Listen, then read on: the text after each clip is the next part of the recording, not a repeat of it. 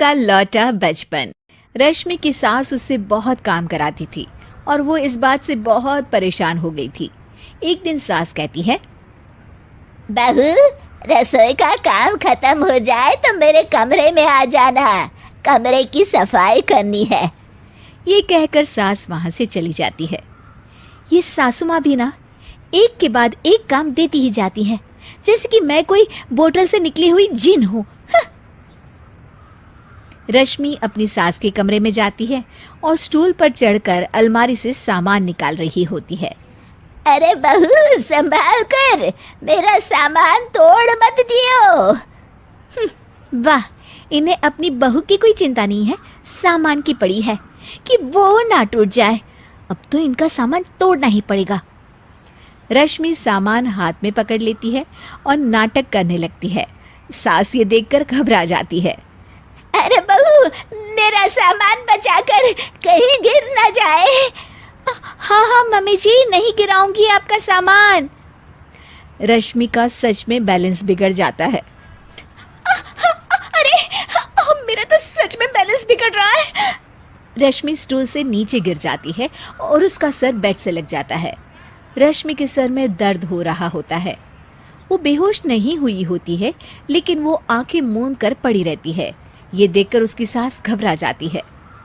अरे बहू, ठीक तो है ना? तू बोलती क्यों नहीं बहू? ये अच्छा मौका है, बेहोशी का नाटक कर लेती हूँ, काम से तो बच जाऊंगी। सास रश्मि को बेड पर लेटा देती है और अपने बेटे सूरज और डॉक्टर को फोन करती है। वे दोनों कुछ ही देर में घर आ जाते हैं। सर पर चोट आने की वजह से ये बेहोश हो गई है। मैं कुछ दवाइयाँ लिख कर देता हूँ, ये मंगा लीजिएगा। उफ, वो ठीक हो जाऊंगी तो फिर से काम करना पड़ेगा। क्या करूं? अरे हाँ, ऐसी तरकीब निकाली है जिससे काम भी नहीं करना पड़ेगा और मेरी प्यारी सासू माँ को भी सबक सिखाने का मौका मिल जाएगा। डॉक्टर चले जाते हैं और रश्मि होश में आती है। तब वो बच्ची बनकर याददाश्त खोने का नाटक करने लगती है।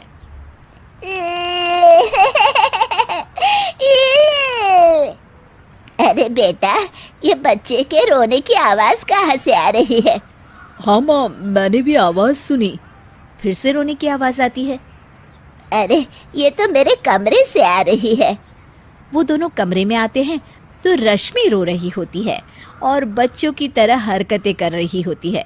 दोनों उसे देखकर हैरान रह जाते हैं। मेरे मम्मी जी पापा कहाँ है?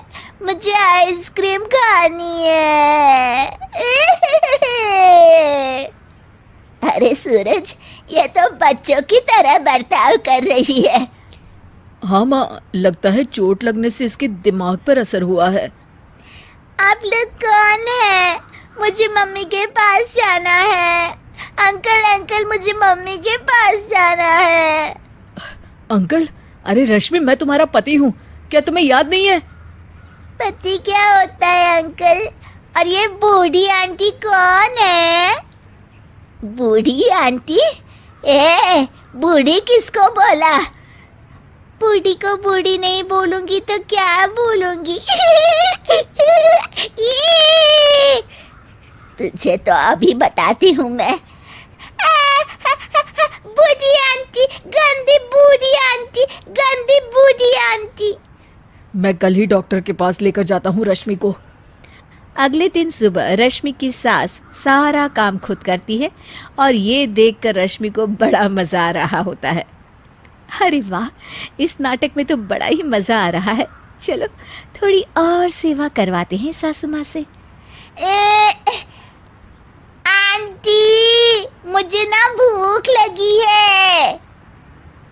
अरे इतनी देर से मेरा सर खा रही है, तेरी भूख नहीं मिटी। अब क्या खाना है तुझे? मुझे चॉकलेट शेक पीना है। अरे मुझे नहीं आता चॉकलेट शेक बनाना। मुझे चॉकलेट शेक चाहिए, मुझे चॉकलेट शेक चाहिए। अच्छा, मेरी माँ चुप हो जा, लाती हूँ बनाकर चॉकलेट शेक। रश्मि अपनी सास से खूब काम करा रही होती है और अपने नाटक का जमकर फायदा उठा रही होती है। रश्मि पूरे घर को बार बार गंदा कर देती है और उसकी सास बार बार सफाई कर रही होती है। ए बहू, तुझे समझ में नहीं आ रहा? कितनी बार कहा है कि एक जगह बैठ, अभी एक थप्पड़ लगाऊंगी तुझे। रश्मि रोना शुरू कर देती है।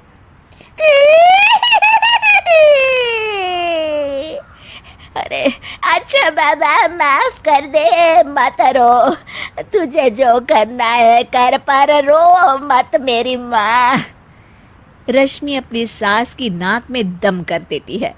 कुछ देर बाद सूरज फिर से डॉक्टर को लेकर आते हैं और डॉक्टर पूरी तरह रश्मि की जांच करता है। मुझे लगता है कि इनको हॉस्पिटल में ले जाकर स्कैन करना होगा, तभी कुछ पता चल पाएगा। बाप रे, मर गई। ये तो हॉस्पिटल ले जाने की बात करने लगे हैं। नहीं नहीं, मुझे हॉस्पिटल नहीं जाना।